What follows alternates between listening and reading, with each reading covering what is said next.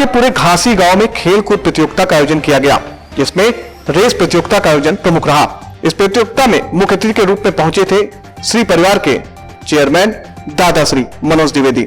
इस खेल प्रतियोगिता में बालक व बालिकाओं की 16 मीटर व 800 मीटर 400 मीटर रेस प्रतियोगिता का आयोजन किया गया था। इसके आयोजक युवा संगठन थे। कार्यक्रम में प्रमुख रूप से भानु सिंह, राकेश अवस्थी, सार्जन चौधरी, गोविंद यादव, शिवेंद्र यादव, सचिन सिंह, विद्याकांत त्रिवेदी, हरिओम मोहन शुक्ला, राधा शुक्ला, अमित द्विवेदी, संजू द्विवेदी, आकर्षण द्विवेदी, विभू द्विवेदी सहित अन्य लोग उपस्थित थे। S7 की डेस्क रिपोर्ट।